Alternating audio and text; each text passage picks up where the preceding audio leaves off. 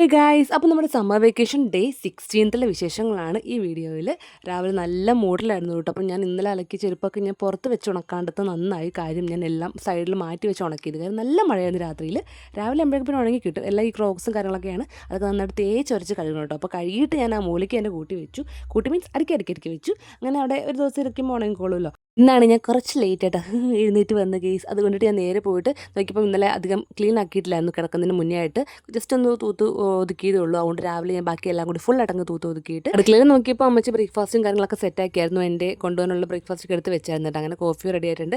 അതൊക്കെ കുടിച്ചിട്ട് ഞാൻ നേരെ ഹോസ്പിറ്റലിലേക്ക് വിട്ടു കേട്ടോ. കാരണം അല്ലിക്കുഞ്ഞ് വെച്ചിട്ട് പതിക്കൊന്ന് അനങ്ങുന്ന പോലെ തോന്നി കേട്ടോ. ചെന്ന പാടെ വലിയ തിരക്കൊന്നും ഇല്ലാത്തതുകൊണ്ട് നേരെ കഴിക്കായിരുന്നു. അത് കഴിഞ്ഞ് ഡ്യൂട്ടിയിലോട്ട് കടന്നു കേട്ടോ. ഡ്യൂട്ടിയിൽ നല്ല തിരക്കായിരുന്നു കേട്ടോ. പിന്നെ വീഡിയോസ് ഒന്നും എടുക്കാൻ പറ്റിയില്ല. നേരത്തെ ഇറങ്ങുന്ന സമയത്ത് വീഡിയോ മാത്രം എനിക്ക് എടുക്കാൻ പറ്റുള്ളൂ കേട്ടോ. അങ്ങനെ അവിടെ നിന്ന് നേരത്തെ വീട്ടിൽ വന്നു. പിന്നെ രണ്ടുപേരും വീട്ടിലുണ്ടല്ലോ. ഉള്ളപ്പോൾ പിന്നെ അവിടുത്തെ അവസ്ഥ പറയേണ്ട ആവശ്യമില്ല. ഫുൾ ഏകദേശം കുളമാക്കുമെന്ന് വിചാരിച്ച് വന്നപ്പം അത്രയ്ക്ക് അങ്ങോട്ട് കുളമാക്കിയില്ല. കുറേ നേരം കളിച്ചിട്ട് അവർ തന്നെ വാരി വെച്ചു എന്നുള്ളത് അമ്മച്ചി പറഞ്ഞു കേട്ടോ. പിന്നെ ജസ്റ്റ് തൂക്കാനൊക്കെ ഉണ്ടായിരുന്നു. അതൊക്കെ ഞാനും അമ്മച്ചി പറക്കി എടുക്കുന്നുണ്ട്, ഞാൻ തൂത്ത് വരുന്നുണ്ട്.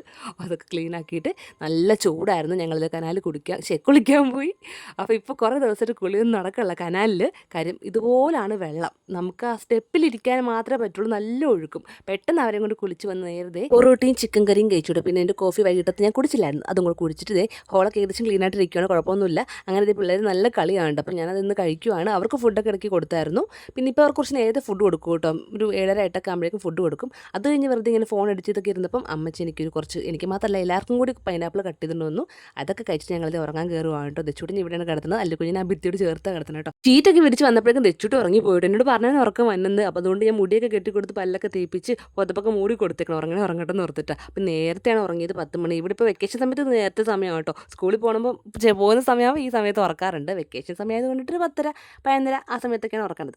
അങ്ങനെ തെച്ചൂട്ടി അവിടെ കിടപ്പുണ്ട്. ഞാൻ പിന്നെ മിച്ചമുള്ള കുറച്ചും കൂടെ ഒന്ന് ക്ലീൻ ആക്കി എടുക്കണം. വലിയ പൊടിയൊന്നും ഇല്ല കാര്യമായിട്ടും. എന്നാലും എന്തെങ്കിലുമൊക്കെ പൊടി ഉണ്ടാവും. നിങ്ങൾ കളിപ്പാട്ടക്കൊട്ടയൊക്കെ മറിച്ചിടുമ്പോഴുള്ള പൊടികളും ഒക്കെ ഉണ്ടാകും.